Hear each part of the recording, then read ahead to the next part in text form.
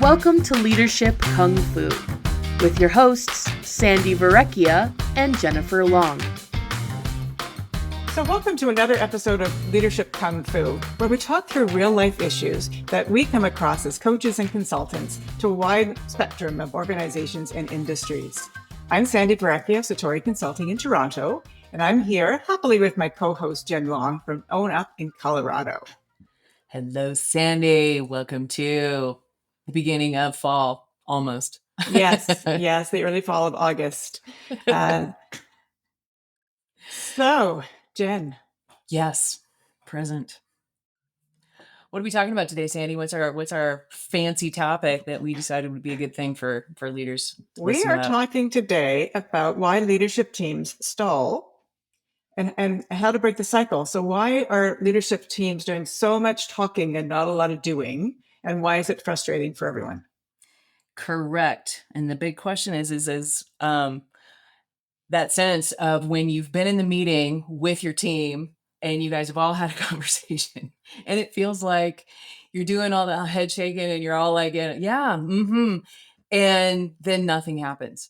Yeah. Or you've been in the meeting and you're doing all the talking and you're thinking, God, haven't we had this conversation before? Mm-hmm. I'd be taking lots of notes. Taking lots of notes. Yeah, right? Doing all the things. And you leave, and what happens? You say to the person beside you, not in the meeting, but in the person beside you, what just happened? Why did we do this again? I thought we did the same thing last Thursday afternoon. Right. We keep talking about the same stuff. What's our problem? Why can't we move forward? And so that is what we thought might be a really interesting topic to have today, to talk about why you get stalled, what creates that dynamic, and what you could do about it to get things going. So in true Kung Fu fashion, we really like to liken our topic back to the topic of Kung Fu and how we tie it to leadership. And so I was thinking about that today as we were thinking about our topic. And I was thinking about it from the sense of a dojo, and a dojo that's filled with words and philosophy, so all over the walls. It's really pretty, but with no practice, it'll stay empty of mastery. And I think really that's what we're talking about, right? As leadership and Kung Fu, wisdom is only proven through motion. And too many teams today are like in endless discussion, mistaking talk for progress. But in the end, Kung Fu and leadership are both about doing. And so what do we need to do to get out of this cycle? That's right. What kind of action are we taking? It's all about the action. So let's to get into it, let's talk about what is happening now that creates the kind of dynamic. Let's break it down. What's really going on for people that is creating a stall, that we're finding ourselves having the same conversations and not really moving the dime. Yeah. Well, I think fear of conflict is one that comes up for me. I do a lot of new leadership development, and that's always a good one where they don't want to be the one that steps out of bounds. They don't want to say something that isn't maybe going to take it in the right way. So fear of kind of upheaving the apple cart in a meeting that is somebody needs to take a stand, but they're not willing to do it. Right. Well, right. So feeling safe to say, I feel like we talked about this a million times. Why aren't we doing anything? Right. Feeling safe to call it out is part of the issue. Right. That whole sense of I'm not going to be the one. Yeah. Right. I think the other part is, and this is it, too many priorities, right? And I always make the joke about priorities should not be a plural word. It shouldn't come in plural. It should only be singular so that we're not conflicting with our priority. But that whole, if we've got multiple things that are important and who's got what, right? And what's more important and what are we really acting on? Or do we just leave the meeting and act on the thing that we think is important?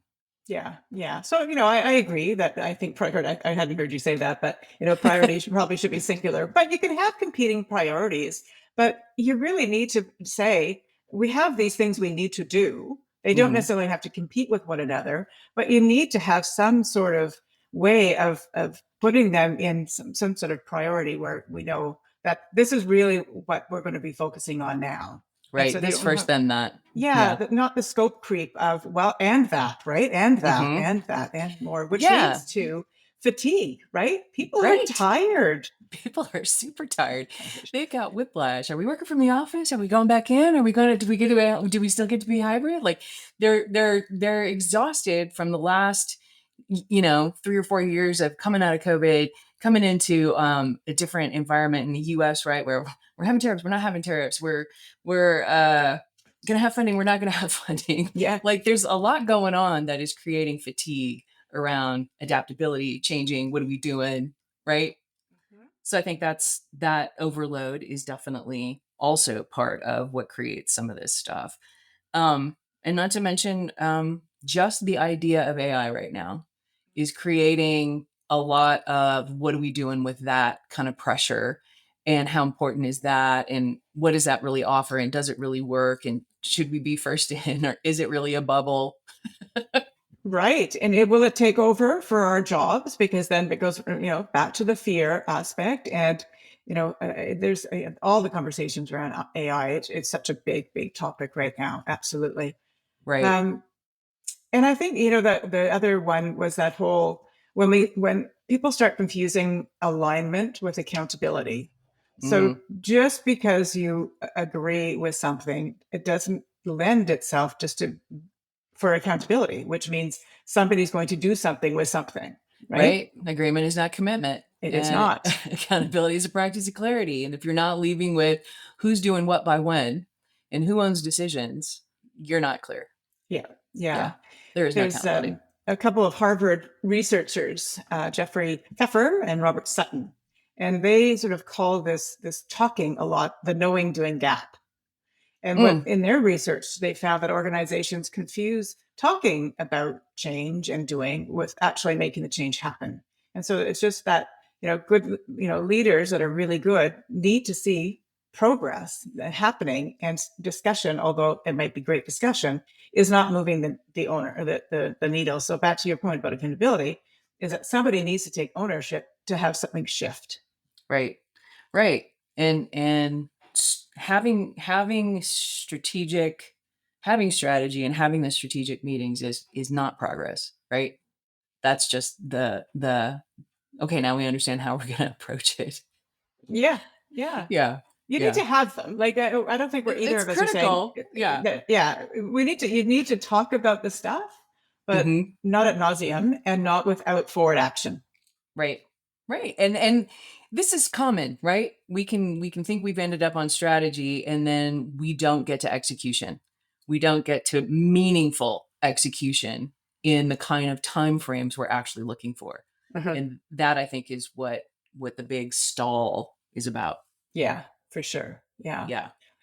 All right. So what can we do? What can we do to move the needle? What can we do to get people off the dime and stop the stall? Well, this is the question. I think, acknowledging it. Right. We got to recognize we're there. Right. Yeah. This is where we're at, and we need to do something. So there's, taking some controls, taking some accountability, calling it what it is. I think that's really important. Is probably the first thing you need to do when you're stalled. Yes. And I like the idea of changing the conversation, right? So if you're in the do loop, change the conversation. And I really, really like this idea of the one hard question, right? That when you're in the room and you're in this space, right? And if it's about, right, if you're sensing we're stalled because we're not making a decision, then to ask the question, what's the decision we're avoiding right now? And it's an interesting question, and I love that question. But you've got to have,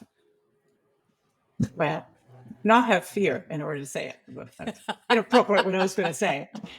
But you're gonna have to get courageous, right? But I think standing in your values, right? Just this is that moment when see something, say something. This feels like we're doing this again, and you have to stand in your own accountability to say, I own the fact that we need to progress, and I don't feel like we are, so I'm going to call it out.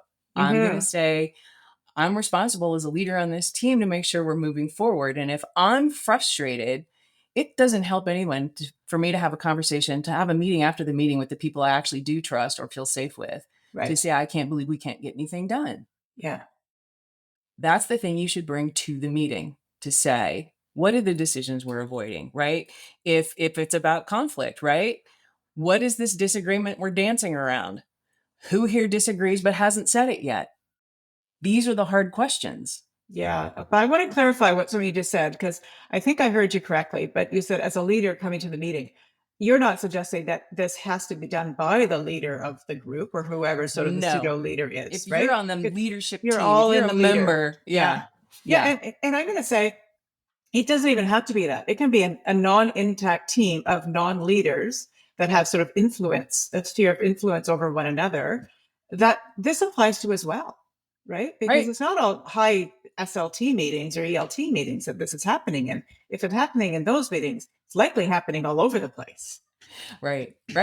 Who owns the decision? Well, we can't do anything about it because we're not allowed to make that call. And so Yeah. do we just drop and wait for the next week's meeting and have the same conversation again? Yeah, or there's a hierarchy, and I'm not, I'm at this not the same level as everybody else, and therefore I can't, right? And I think that's just a terrible way for people to think.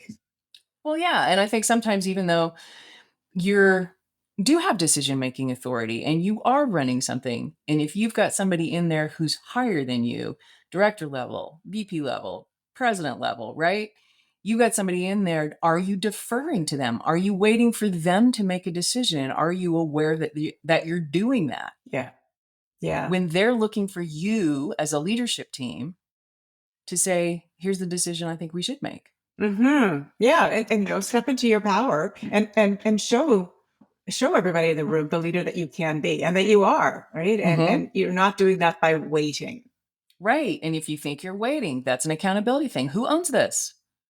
If you don't think it's you, who might? does? I don't feel like I own this. I feel like, Bill, you own this. I mean, that getting clear on if it's not a group decision, right? Because that's consensus. We're just looking for somebody to say, I've got the decision on this. Thanks for all your input. Right? Who's got that? And I love the question, especially when it comes to accountability stalls, is if this fails, who's responsible for learning from it? Right? Who's gonna own the hot wash on it if it goes south? Yeah. If we're not clear on who owns it. Exactly. So is it team effort or not, right? Because Right. when things go south, it's always looking to one. Right. I think even before we get there, Jen, one of the easier things that people can do in terms of a practice and ensuring that agenda items have timelines and clear expectations on what's going to happen. This is a decision point. This is an FYI. This is a whatever it might be, so that you're not ending up in this infinite loop of not making decisions when a decision needs to be made.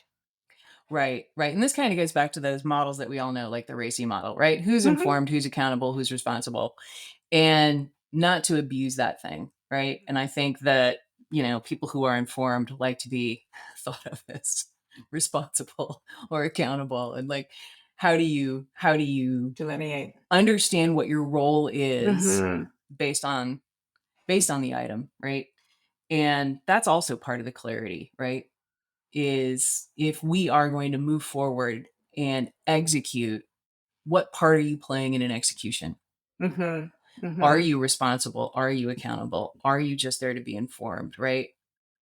And those are the things that we've got the models on, but we continually either don't use them or misuse them. Yeah. When you're thinking about that whole role clarity, because that comes up a lot in the organizations I work with. I'm not really sure why, but so I came up with this construct. Maybe I don't know if I came up with it. It's in my head. The other day, where there's two distinct teams that overlap a lot, and there are different sites, and so it became this: who do I report to? Who needs to know? And rather than sort of gelling where they're on site together, it would be, no, my team's over here, and then we're not going to work with you directly. And I came up with this, and they're struggling. So I came up with this construct of team one, team two. So, team one, when you're working all together in the same site, and team two is that who else needs to be informed who's not in the immediate team, to help them understand that, that you're on different teams at different times, And at different times, you're going to have to let people know. But this whole, it's finally struck a chord. Like, yeah, when I'm on site, team one, everybody Mm-hmm. there, even though we're not in tech team. And then team two is the people that I still need to keep informed because they are my actual team. Yeah.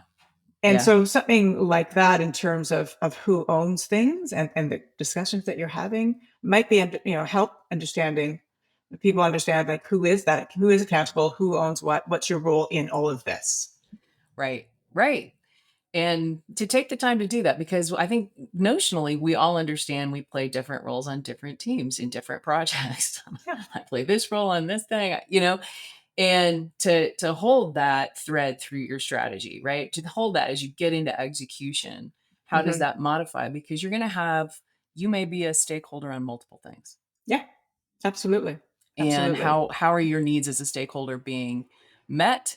And how are those discussions happening between teams, right? Teams of Yeah. teams and all of that kind of stuff. Yeah. Which means you have to be super fluid, right? In the ability to sort of work on those different ones. In this conversation around teams of teams, right? That you always hold the role of calling it out when you feel the team is stalled, when you feel you are stuck in a place that you're not making forward movement, that you're not really bringing execution at the level your team needs to bring it, that you are responsible to call it out. That role never goes away. That's just being a responsible, accountable team player. Absolutely. Absolutely. Full stop on that one. Yeah. The other, there's the 6 hat thinkings, Edward de Bono's. Do you ever use that in Yes. your things? Right? It's old. It's It's been old, around. but it's valid. It is, right? And so you have to go through all 6 hats. And so anybody doesn't know, it's just this way of, everybody has to wear a particular color at any particular time. So they may all have to wear a black hat, which is like, what are the risks and what are the things that could go wrong and all this stuff. And then, what is the green hat? Let's get into our creativity zone. And what else is possible, and that sort of thing. It is a good framework for, for somebody to argue something that may not work. Because if you're already in agreement, and it's likely because one person spoke and everybody's like, yes, yes, yes, yes, yes, then it's really, what a great role in a team to say, yeah, but what if? What might we think about? What are the risks? What are the bad things? And that's not being a negative Nelly. No. It's what I love about the 6 hats and the use of that and being intentional about it is it forces you to think about your thinking. Mm-hmm. It forces you to recognize, where are we in groupthink? Where are we in our bias? Where are we that, because we run into that cultural norm and we no longer are aware of the thinking that we're actually doing and how we're doing it. And so things like being contrarian, right? Let's talk about failure. Let's court failure. Let's act like this whole thing is going to fail, and what's going to drive that failure, right? And to be able to use those conversations to bolster your thinking and spur action, right? In a way that you haven't been able to. Yeah. Yeah. And so that's a really good way of just making sure that everybody's looking at things. People are, and again, the idea of what won't work is another way of getting people to think differently. So yeah, love it. because I mean, lack of clarity is some of the things you'll hear about why teams are stuck. Well, we're not clear. Well, all right, let's get clear. let's walk through it, through all the ways we're thinking about it, right? So that's why that's a great tool to get you unstuck, right? Yeah. I think another practical kung fu move in this would be to ensure that your meetings aren't really, really long. Right? Time boxing is so important. I remember having a team saying, "Oh, we would get together every Monday, and it'd be an hour and a half," and they would say, "But we did get nothing done."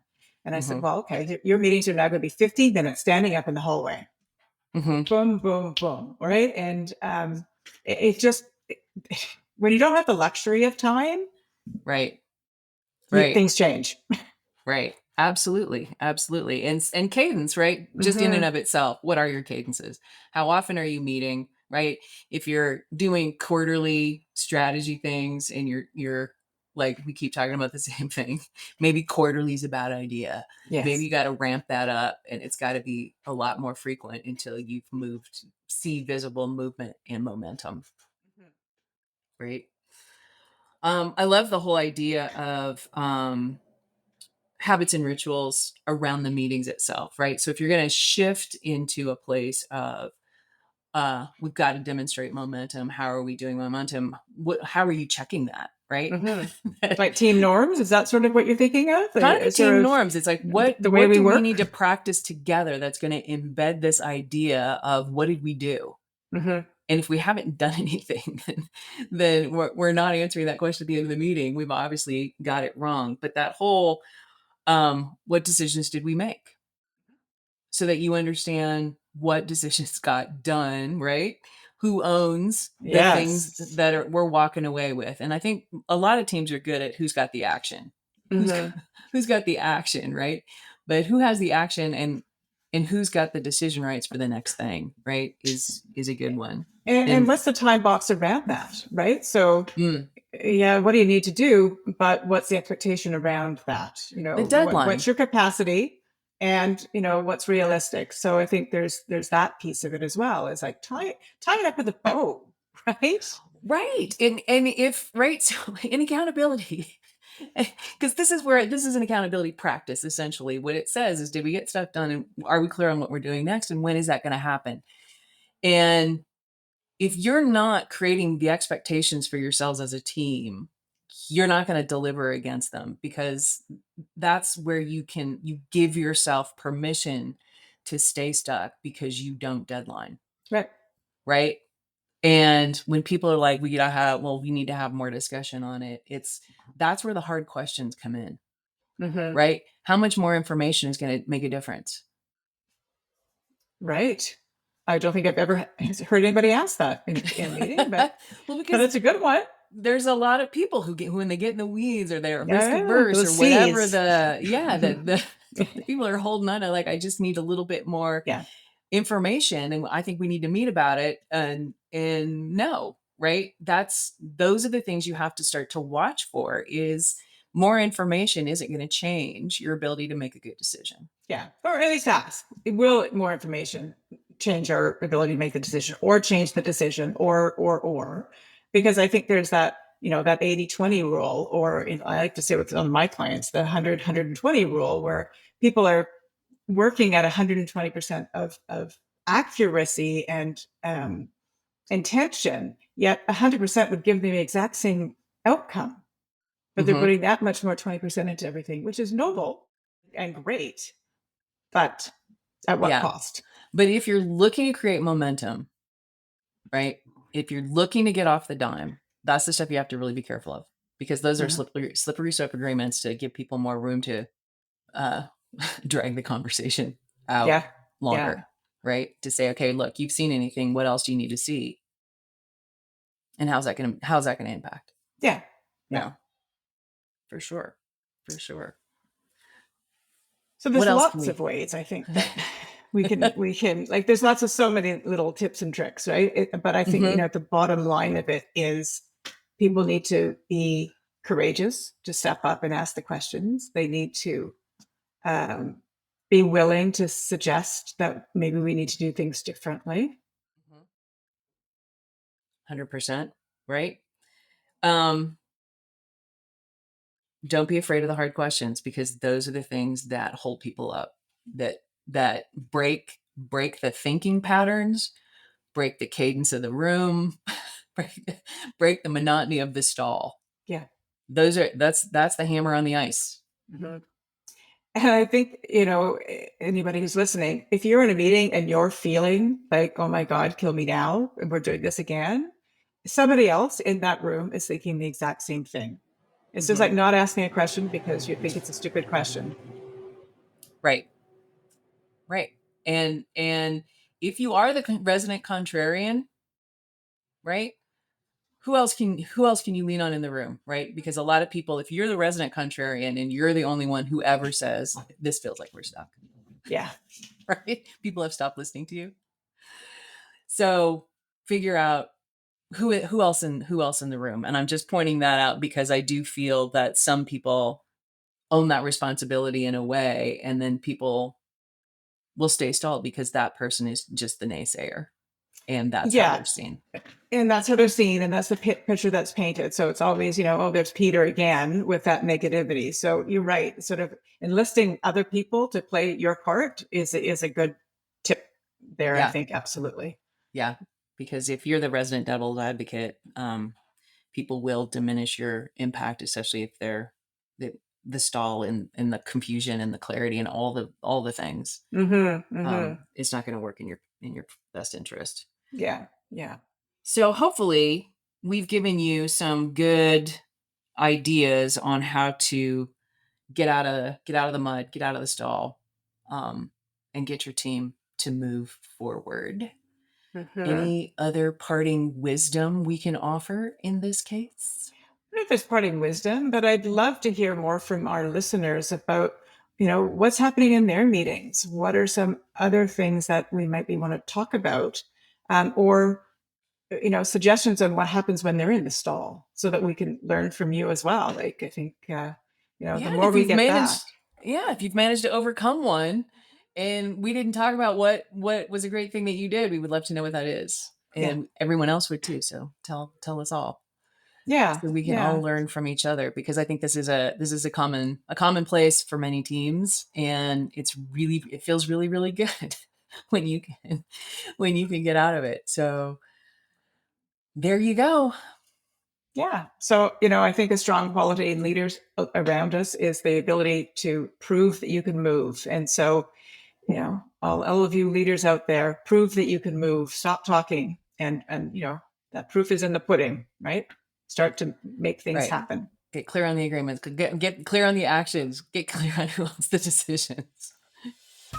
Yeah. All right. Well, great. Well, then, thanks for your time. Enjoy the rest of your day, everybody. Thanks for listening and downloading. If you like this episode and you would like to share it with someone who feels stuck, please do. We appreciate any of that. And we will talk to you on the next podcast. Absolutely. Thanks, everyone. Thank you so much for listening. You can check out Sandi's website at satoriconsultinginc.ca. That's SATORI Consulting INC.ca. And you can check out Jen's website at accountabilityatwork.com. If you like what you hear, let us know by leaving a review on your favorite listening platform. Thanks again, and we'll see you next time.